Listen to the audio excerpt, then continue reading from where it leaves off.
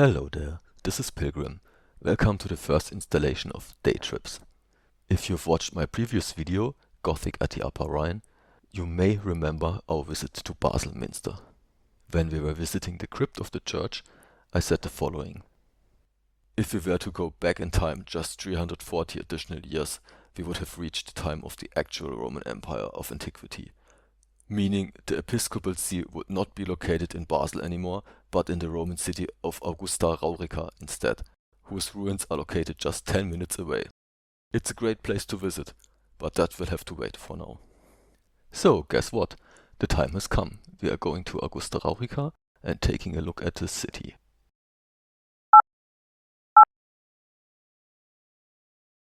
As you can see, it is pretty close. Basel is still visible to the left. But even at this altitude, you can already spot a part of the former Roman city. Here, this is what I'm talking about. This is actually the Roman arena. Let's zoom in a little bit more.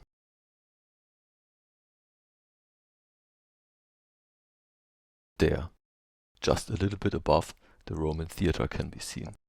Both of these structures are the most notable remains of Augusta Raurica, also the most impressive ones. Another structure that stands out is this temple in between. Since it is located in an open field, it is pretty easy to spot. The rest is much more difficult because it overlaps with two Swiss towns, Augst and Kaiser Augst. So, to make things a bit more easy, we will switch to a different map. There, this is much better. The Roman ruins are especially highlighted here, so they're much easier to identify. Furthermore, this map roughly corresponds with the area we will be exploring today, so it's pretty convenient. We will start with the tomb monument and the eastern gate. Officially, Augusta Raurica was founded in 44 BC. This is the same year Julius Caesar was assassinated, by the way, which would make it late Republic. However, apparently nothing really happened around that date. It took a couple of years for the city to actually be built, or to be more precise, for them to start building it. The name Augusta Raurica confirms this, as it refers to the first Roman emperor Augustus, Caesar's grandnephew and adopted heir. So we are talking about early Roman Empire here. This is the tomb monument. As you can see, there's not too much of it left. Basically, it's only the foundations. Unfortunately, that is often the case with Roman ruins, which is why some people may find it a little bit boring to visit them. However, thankfully there are also some significant structures above ground left we will visit later. This is the eastern gate and a small section of the city wall. Interestingly, Augusta Raurica was not fortified. The wall did not encircle the entire city. It was only a small section, apparently built for prestige purposes. You can see this on the map. The city wall was not destroyed. Apparently Augusta Raurica did not need any defensive structures. We will get into more detail as to why this was the case later on. On a quick side note, there are some more historical artifacts I found purely by accident. Wanna guess what these are? If you guessed tank traps, you are right. While we are in Switzerland at the moment, the border to Germany is pretty close. My guess is that those were built during the interwar period, meaning the time between the First and the Second World War. In other words, the Swiss were guarding themselves against the German invasion, which makes sense of course. It is likely that, at the time of construction, we are talking about either Nazi Germany or soon-to-be Nazi Germany. But enough with that. Back to Rome.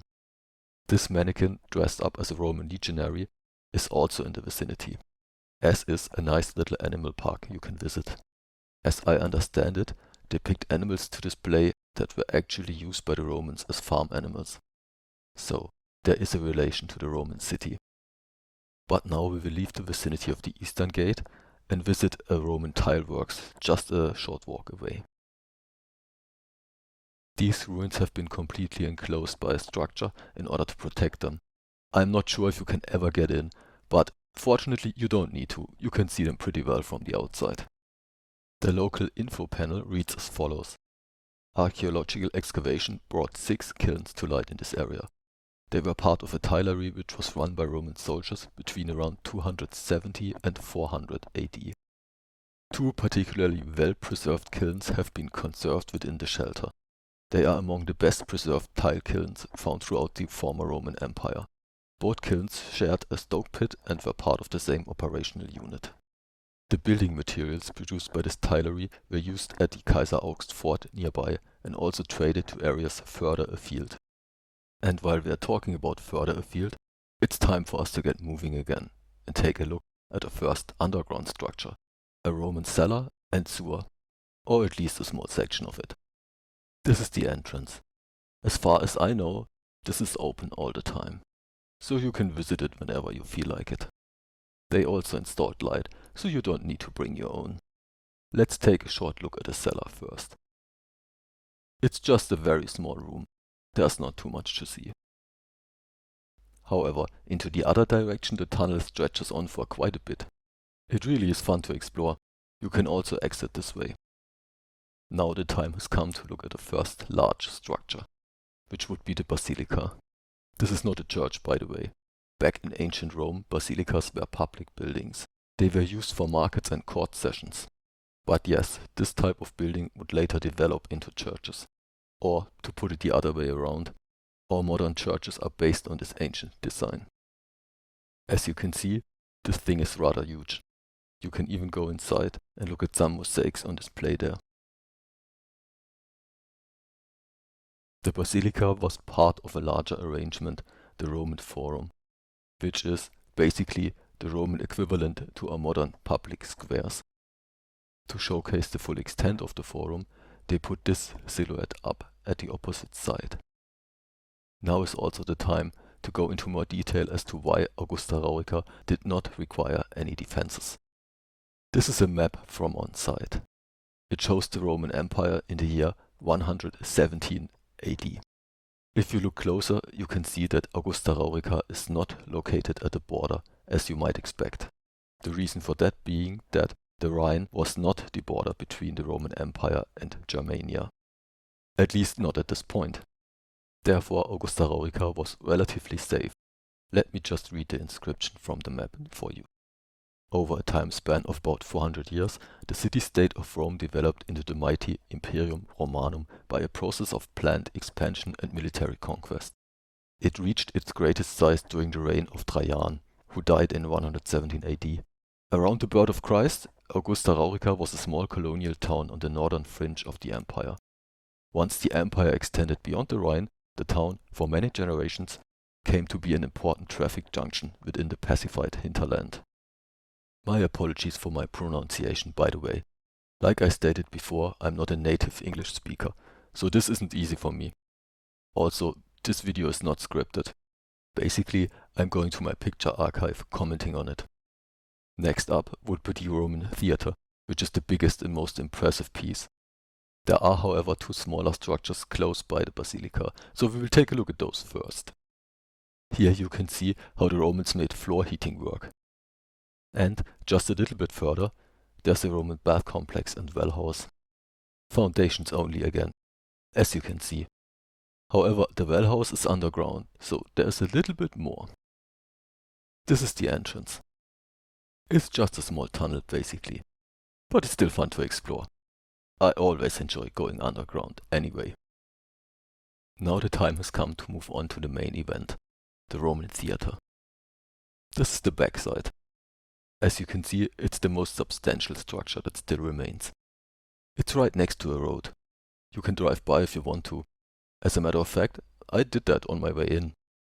Let's move around to the other side. Here we go. Doesn't this look great?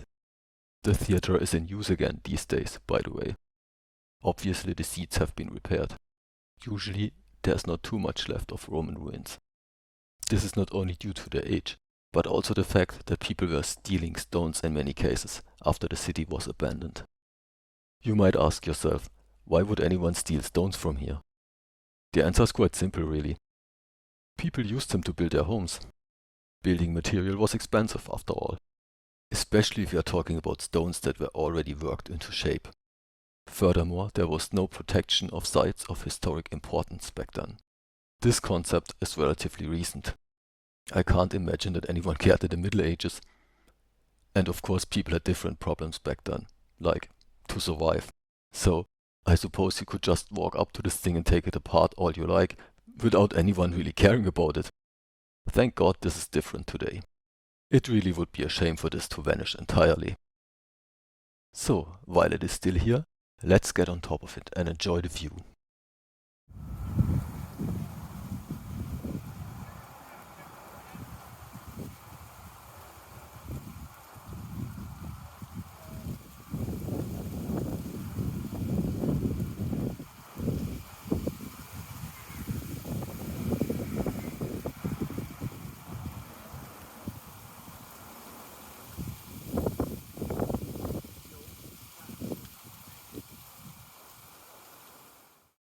The ruin opposite to us is what remains of a Roman temple.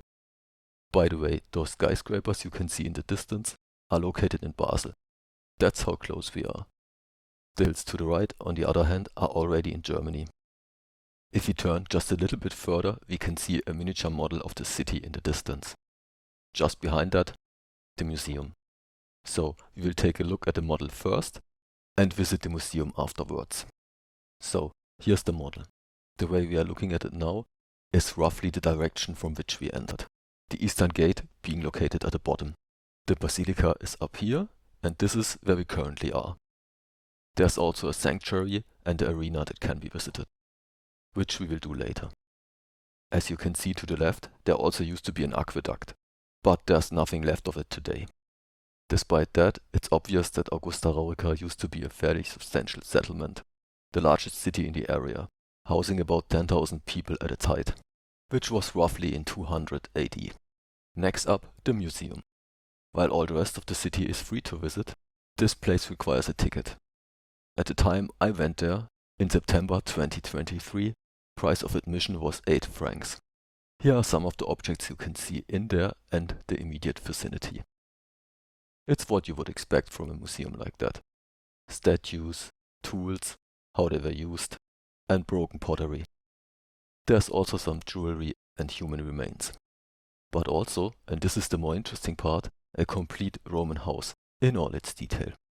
There is a living room, a bedroom, a small in-house temple, a little garden, and, my favorite bit, the bathroom.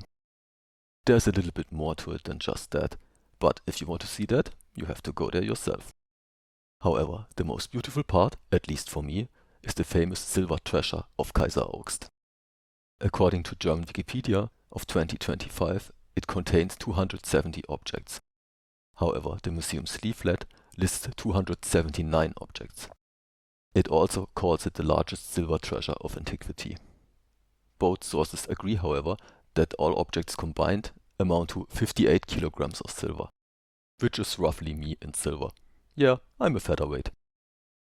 However, the important thing to keep in mind is that the silver treasure of Kaiser Augst has nothing to do with the city Augusta Raurica.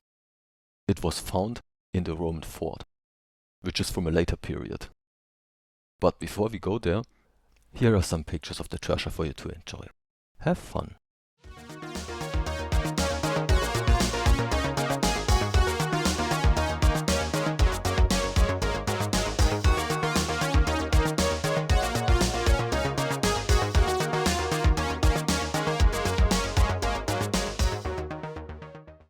Did you like that? I sure hope so.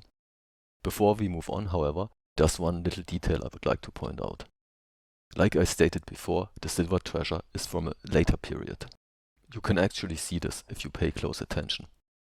The Roman city of Augusta Raurica did not contain any churches, but Roman temples instead. But if you look at some of the objects of the treasure up close, you can see that there are already Christian symbols on there. Which means the treasure is from a time where the Roman Empire had already made the transition to Christianity. So much for the museum. Now we will be moving on to the Roman fort at the River Rhine. But before we do, one quick side note. If you plan on visiting the museum just to see the silver treasure, make sure to check it is still there first. Wikipedia, as of 2025, states that it currently isn't. And I would hate for you to be disappointed. So much for that. Back to the topic at hand. Like I just said, the fort is from a later period. While Augusta Raurica existed until 280 AD and was in steep decline afterwards, the Roman fort was founded 300 AD. At around this time, the Roman Empire found it necessary to consolidate its territory and shorten its borders as much as possible. So the Rhine became the new border to Germania, which is why it needed to be secured. Although a fair bit away, the fort itself is not difficult to find. But the fact that you have to cross the railroad in order to get there is a slight nuisance. At this point I needed to make a decision either to go left or right. Luckily, those two church towers you can see over there came in handy as a point of reference.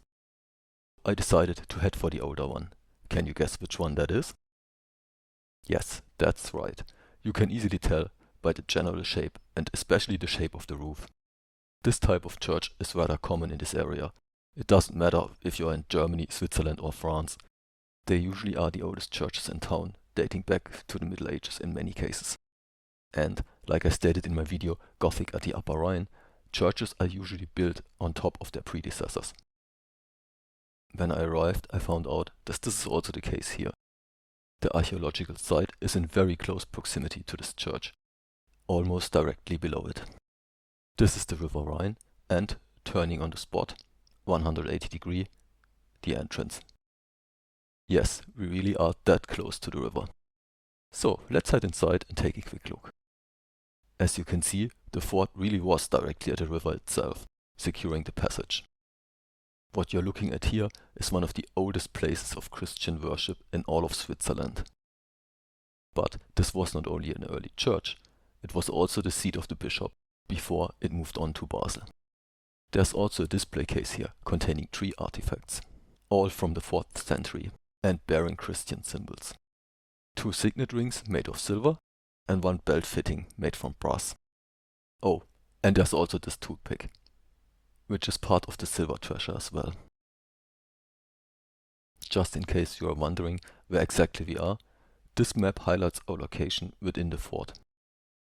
Now we will move on westwards towards the next site, which are the Roman baths at the Rhine. Here's the location on the map, and here's the entrance. This place is somewhat larger. It also contains some display cases, so let's take a quick look at one of them. Here you go. Perfume bottles, stirrer and a cosmetic box. Pretty neat, isn't it? In the case of this site, you also have the option to leave on the opposite side, entering the town directly. I did just that and then walked onwards to the outer wall. It's quite a substantial one. Here's a short clip to give you an impression of the dimensions.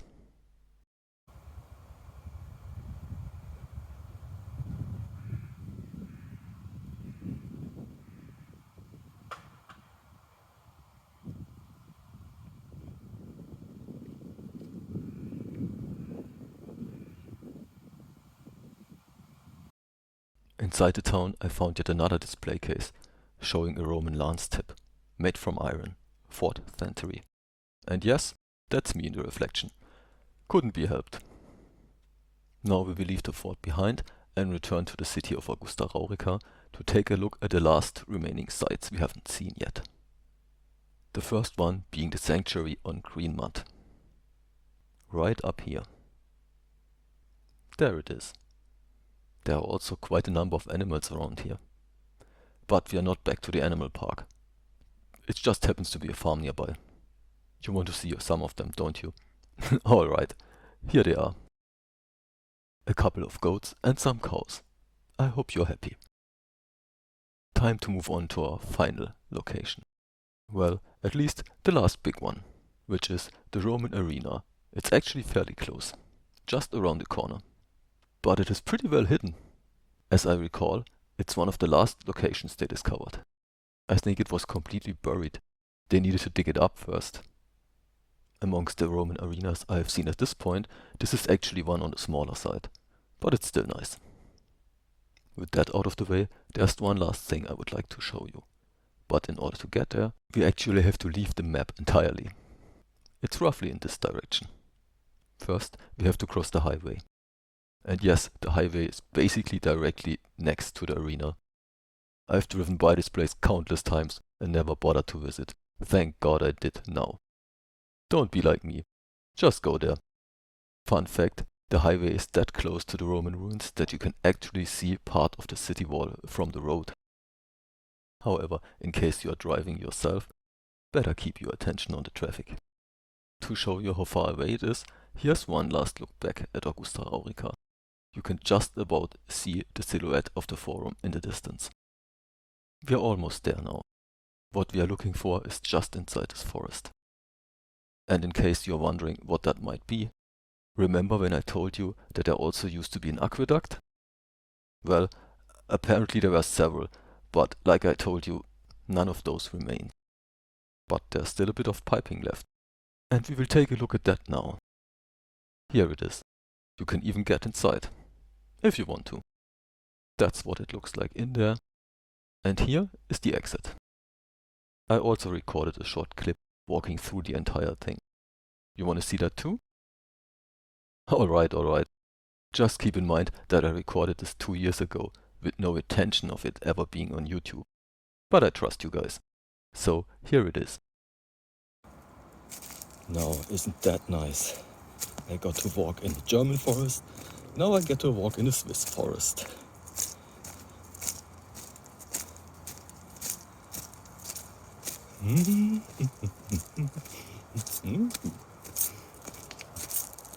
Nice.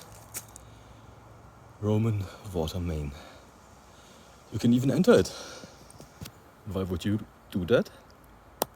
Because you're fucking weird, that's why.